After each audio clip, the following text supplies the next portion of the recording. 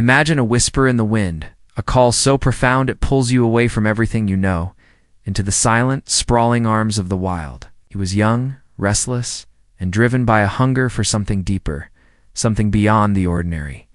One crisp morning, he packed his world onto a bicycle, a meager collection of camping gear, and pedaled straight into the formidable heart of the Pacific Northwest, Olympic National Park. This wasn't just a trip, it was a pilgrimage. But what he found, and what found him, would unravel a mystery that haunts us to this day. A bike abandoned, arrows pointing to the sky, a young man vanished without a trace, leaving behind only chilling questions that will make you question everything you thought you knew about searching for a soul. Before we delve deeper into Jacob's enigmatic journey, if this story touches your heart or sparks your curiosity, please take a moment to subscribe to our channel. Your support helps us bring more untold stories like Jacob's to light, stories that remind us of the fragility of life and the enduring power of the human spirit. Jacob Gray, a name that would soon echo through the ancient forests of Olympic National Park, was at a crossroads. Life had thrown him curveballs, leaving him with an ache for direction, a longing for purpose. The vast, untamed wilderness seemed to offer a refuge, a canvas upon which he hoped to paint a new beginning. He sought not just adventure, but solace, a communion with something greater than himself. What began as a hopeful expedition, however, spiraled into a chilling enigma, a tale of disappearance that would grip a family in the icy vice of grief and confusion, forcing them to confront the unimaginable. The last glimpses of Jacob alive were fleeting, almost spectral. On a brisk April 5th, a man near Indian Valley caught sight of him. Then, a woman, driving home in the dead of night, spotted a figure, Jacob, pulling a bright red trailer up the steep incline of Fireome Hill at 1 a.m. A strange time, an even stranger sight. But it was the third encounter that etched itself into the minds of investigators, a detail that would haunt their every waking moment for years to come.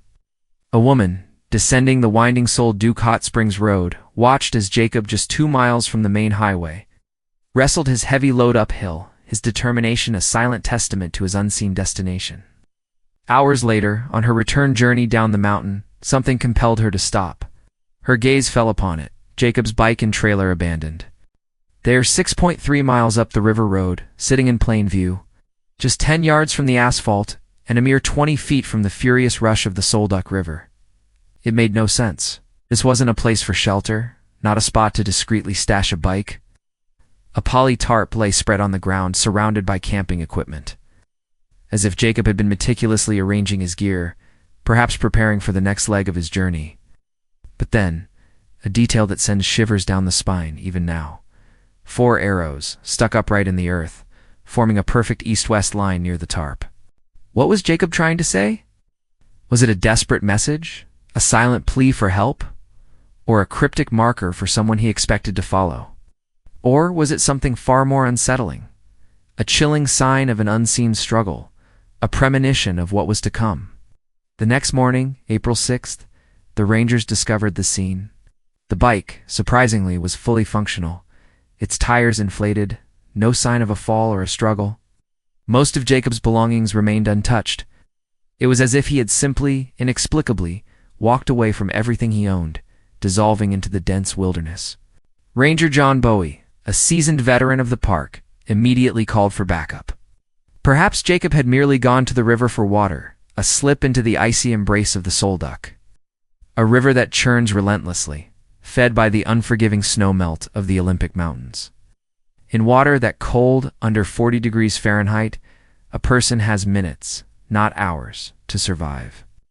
But as rangers painstakingly combed the riverbanks, a chilling realization began to settle in, heavy and suffocating like the morning mist. Jacob Gray wasn't just missing, he was gone, vanished without a trace, leaving behind only a torrent of unanswered questions and those 4 enigmatic arrows, pointing towards an answer that no one could possibly comprehend. The official wheels of bureaucracy turned slowly, agonizingly so, especially when a life hangs in the balance. A person isn't officially deemed missing until someone reports them. And for 3 agonizing days, Jacob's bike sat by the Soul-Duck River, a lonely sentinel, while rangers, assuming he was merely on a short hike, remained oblivious to the deepening crisis. It wasn't until April 7th that Ranger Brian Ray, sifting through Jacob's abandoned gear, stumbled upon a list of phone numbers. He dialed the first one, reaching Jacob's sister, Mallory. The news delivered over the phone struck the Gray family like a bolt of lightning, tearing through their hearts.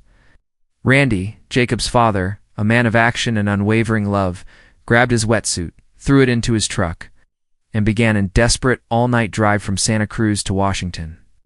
His mind raced, a terrifying reel of possibilities playing out.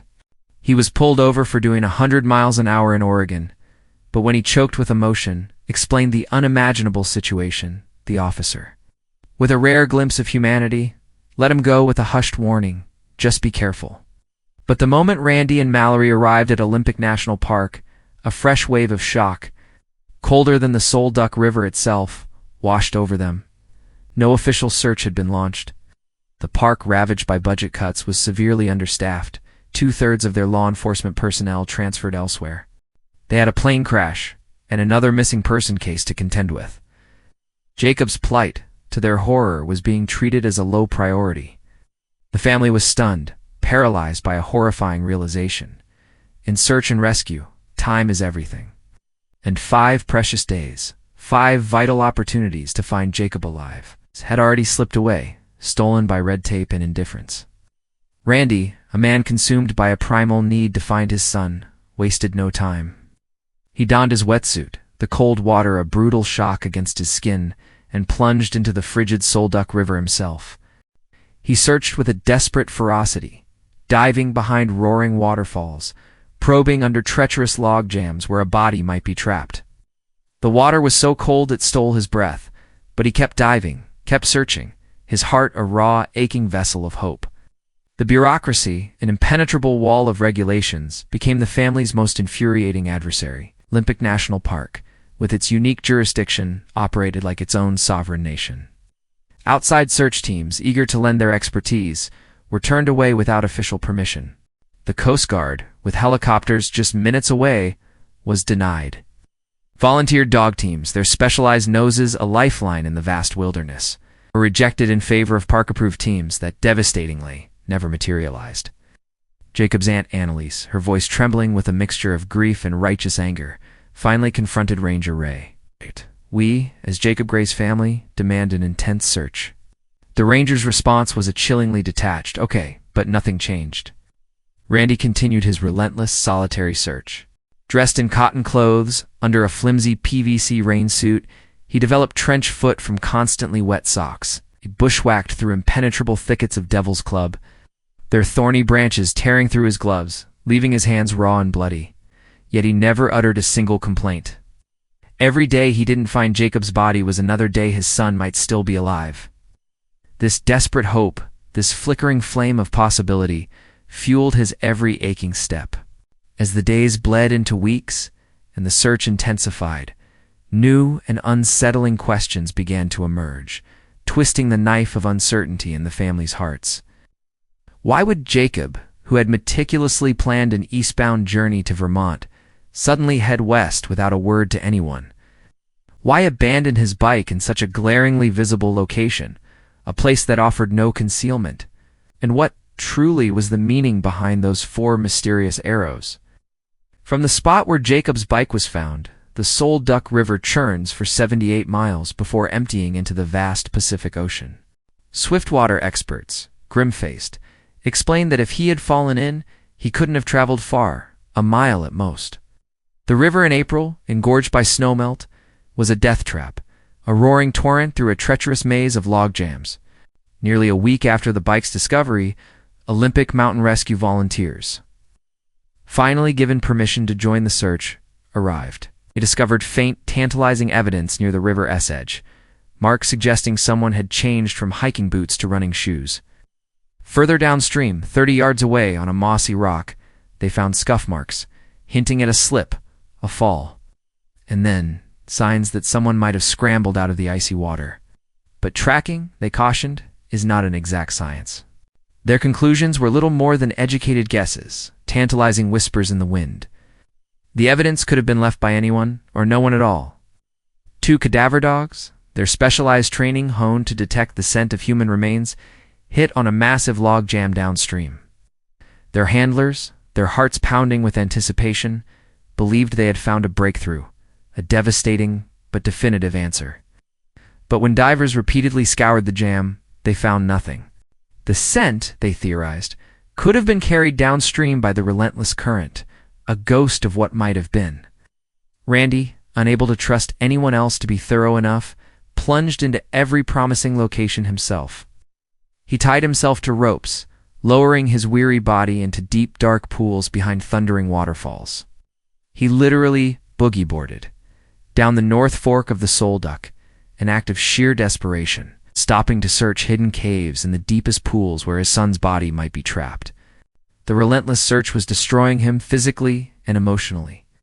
His body was a map of bruises, battered from crashing into submerged boulders. He wasn't eating regularly, sustained only by gulps of river water, pushing himself to the brink of collapse. But he couldn't stop. Every ripple, every shadow, every dark pool held the terrifying possibility of his son. A glimmer of hope, quickly extinguished. A pair of Burnside shorts, Jacob's size, were found a couple of miles downstream and sent to the crime lab in Seattle for DNA testing. The results, when they finally arrived, were negative. Another false lead, another dead end in a case overflowing with them. By this point, the park, with an agonizing lack of empathy, had classified Jacob's case as a passive search, meaning no more resources would be allocated unless new information emerged. For Randy, this was simply unacceptable. If the park wouldn't search for his son, he would do it himself. Randy Gray made a decision that would define the rest of his life, a testament to a father's enduring love. He closed his successful contracting business in Santa Cruz, a lifetime of work, and dedicated himself entirely to finding Jacob. He sold the family home, a repository of cherished memories, bought a diesel pickup truck and a slide-in camper, and essentially moved to the Olympic Peninsula. The search, now fueled by a father's unwavering love and a growing sense of desperation, expanded beyond the treacherous river. Jacob's sister, Mallory, had given him throwing knives for Christmas, and they weren't with his abandoned gear. Neither were his crampons for alpine climbing, a warm jacket, or his backpack. Perhaps Jacob hadn't fallen into the river at all. Perhaps he had intentionally walked away from his bike, drawn by something or someone else. Randy began considering possibilities that chilled him to the bone. Scenarios that no parent should ever have to contemplate: human trafficking, cult recruitment. Jacob was a handsome young man who had even done some modeling in Santa Cruz. What if someone had targeted him, lured him away from his bike with a fabricated story, a plea for help in the dead of night? At 2 a.m., Randy walked the desolate streets of Port Angeles, talking to drug addicts and homeless individuals, anyone who might have seen his son. There were reported sightings, cruelties of hope, but none ever panned out. Jacob seemed to have simply evaporated into thin air. Mallory, grappling with her own grief and fear, shared a poignant theory with her father. Jacob was really lost, she confessed, her voice thick with emotion. He didn't know what he wanted to do in life, where he wanted to go, what he wanted to be. The state of the world, she believed, had weighed heavily on him. Perhaps, she suggested, he had chosen to disappear into the wilderness on purpose. The family had indeed been worried about Jacob's mental health. The divorce of his parents had hit him hard, the loss of his beloved childhood home where he had grown up, leaving a gaping void. His mother, Laura, expressed her concern that he was having trouble adulting, navigating the complex transition into adulthood. The cross-country bike tour was meant to be a balm for his restless soul, a journey of self-discovery, a path to direction and purpose. But there were troubling signs, cryptic clues that hinted at a darker internal struggle. The Bible found with Jacob's gear had a passage circled, Isaiah 34 minutes and 14 seconds, and the desert creatures shall meet with the wolves, the hairy goat also shall cry to its kind. Yes, the night monster shall settle there. What message, what chilling insight, had Jacob been searching for in those dark, unsettling verses? Randy kept searching, kept hoping, his spirit a beacon against the encroaching despair. He bought a small folding bike and took ferries to the remote San Juan Islands, checking organic farms where Jacob might be working under an assumed name, hiding in plain sight. He he returned again and again to the Soul Duck, a river that had become both his tormentor and his confidant. Searching the same 12-mile stretch more thoroughly than any mountain waterway had ever been searched. By August 2017, Randy had been living on the road for months, changing locations on a whim, sleeping in his camper wherever the elusive search for Jacob led him, which should have been every rich man's dream. Complete freedom to travel had become his waking nightmare. He had lost his son, and nothing else. Absolutely nothing else mattered. The August full moon hung in the sky, a blood-red orb filtered through massive wildfire smoke drifting down from British Columbia. Randy found himself at a place called The Barn, owned by Bigfoot researchers who, with incredible generosity, had opened their doors to help in the search for Jacob. The building was a fascinating clutter of rifle cases, charging headlamps and plaster casts of giant, mysterious footprints. Derek Randalls and his Olympic mountain response team, their dedication unwavering, had hiked 730 miles, relentlessly searching for Jacob, traversing terrain off their own maps, pushing the boundaries of what was considered possible. No one knew the mountains above the Soul Duck better than they did. They understood, with a painful clarity, that finding one person in that vast, unforgiving wilderness was an almost impossible task. But they kept trying, driven by a shared humanity and a desperate hope. Randy had been enduring 12 to 14-hour search days for 4 straight months. His body, bruised and battered, was breaking down, but his determination never wavered, a stubborn, unyielding force. "I didn't plan any of this," Randy admitted, his voice raw with exhaustion and grief. "Jacob's my buddy. You think I want to be out here searching for my son?" He preferred to keep moving, a constant motion, because stopping meant thinking, and thinking led to the darkest, most terrifying places. Randy spoke about Jacob in the present tense, a heartbreaking contrast to Jacob's mother, Laura, who had, with immense pain, begun using the past tense. The difference was a stark, poignant revelation of their individual struggles with grief. "I'm going to give Jacob this camper when I find him," Randy told a sympathetic listener, his voice filled with a desperate longing for a future that might never be. "He'll love it. We can strap the surfboards on top and just live at the beach." The search had consumed Randy's entire life, but he couldn't imagine stopping. Somewhere out there, his son needed him, dead or alive. Jacob deserved to be found. But time, a cruel and relentless adversary, was running out, and the wilderness, with its silent, indifferent power, was winning. Then, a discovery. On Friday, August 10th, a team of biologists, conducting a study of marmots in the high country, made a find that would finally answer some questions, while simultaneously raising a multitude of others. Near the top of a ridge above Hull Lake, 5,300 feet above sea level, and at least 15 grueling miles from where Jacob had left his bike, they found human remains. The location was stunning in its remoteness, its stark beauty a chilling counterpoint to the tragedy it held. Jacob's body was not near any trail. April 2017, the treacherous terrain would have been blanketed in deep snow, prone to deadly avalanches. How had he made it so far from his abandoned bike? Why had he climbed relentlessly upwards instead of following the river down to safety, towards civilization? Ranger Ray, his voice solemn, told Randy not to go up the mountain, to let the professionals do their job. But Randy, a father's love, a powerful, unyielding force, ignored the warning. "What would you do?" he asked, his voice filled with an almost unbearable pain. "When does a dad stop being a dad?" Racing up the treacherous mountain alone, Randy tragically missed the rangers who were painstakingly carrying Jacob's remains down. On his descent, above Deer Lake, he encountered other rangers, administering CPR to a 29-year-old woman from Iowa who had suffered cardiac arrest. Randy, even in his own unimaginable grief, stayed to help, taking turns with chest compressions. One of the rangers had just been part of the team that brought Jacob off the mountain, a cruel twist of fate. Despite their heroic efforts, the woman died. The official cause of Jacob's death was listed as inconclusive.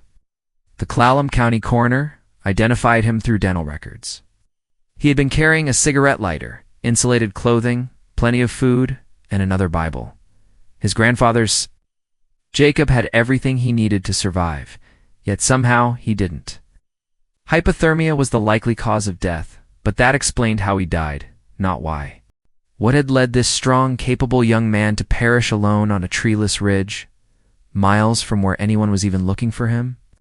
The questions that had haunted the search now took on a new, urgent, and heartbreaking significance. Why had Jacob planned an eastbound journey, then headed west, without telling anyone? Why park his bike unlocked and visible with his gear meticulously spread out? Why were those 4 arrows stuck in the ground? Had he been trying to leave a message, a cryptic clue about his true hidden destination? Most telling of all, Jacob's remains were found on an exposed ridge, a barren expanse that might have been visible from the air.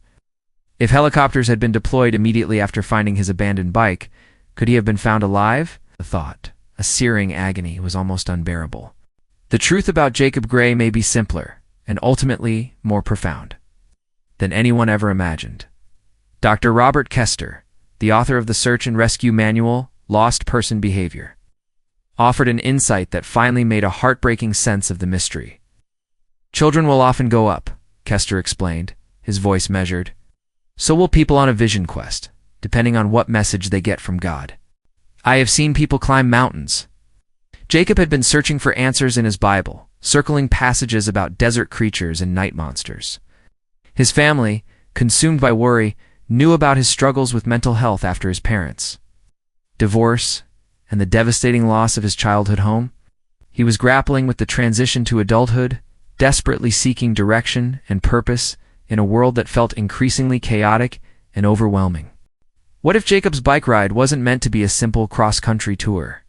What if it was the beginning of a deeply personal spiritual journey into the wilderness, a quest for meaning that led him higher into the mountains instead of down to safety, towards the familiar embrace of civilization?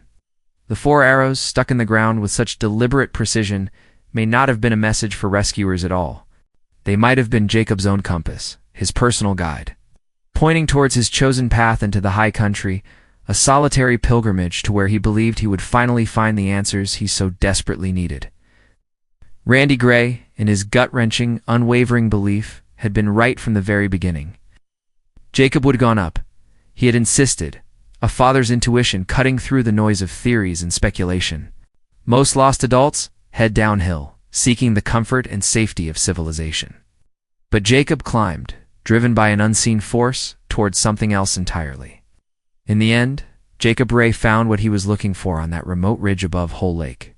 Whether it was peace, understanding, or simply an end to his struggles, we will never truly know. But his story, a haunting tapestry of love, loss, and the relentless search for meaning, reminds us that sometimes the greatest mysteries aren't about what happened to someone externally. They are about what was happening inside them all along, the silent battles fought, the profound questions pondered. The wilderness called Jacob Gray home, and in its own way, it gave him exactly what he was searching for. The tragedy, the unbearable burden, is that it came at a price his family will spend the rest of their lives paying. Jacob's story isn't just about a missing person case. It's about a young man's poignant search for meaning in a world that had left him feeling utterly lost and profoundly alone. In the end, he found his answer, not in the pages of a Bible, but in the vast, echoing silence of the mountains, where the only voice that truly mattered was his own. Jacob Gray's story is a profound whisper from the wilderness, a reminder that some journeys are not just across landscapes, but deep into the human spirit. His quest for meaning, born from a place of quiet desperation, led him to the silent, majestic heights, where he finally found his answers, though at an immeasurable cost. It's a tragedy that echoes in the hearts of his family, a pain they carry every single day. But Jacob's legacy isn't just one of loss. It's a testament to the unyielding power of a father's love, love that moved mountains and defied every obstacle in a relentless search for truth. It's a poignant illustration of the unseen battles many face within themselves and the profound, often mysterious ways we seek solace and purpose. May Jacob's story remind us to listen closely, to truly see those around us, and to understand that sometimes the most challenging journeys are the ones taken within. The wilderness may have claimed his body, but his spirit, forever searching for light, found its peace amidst the silence of the peaks. If Jacob's poignant journey touched your heart, and you believe his story, and countless others like it, deserve to be heard, please consider subscribing to our channel. Your support not only helps us bring these powerful narratives to light, but also reminds us that even in the face of the unknown, human connection and empathy can make all the difference. Join our community and let's continue to explore the mysteries that shape us all.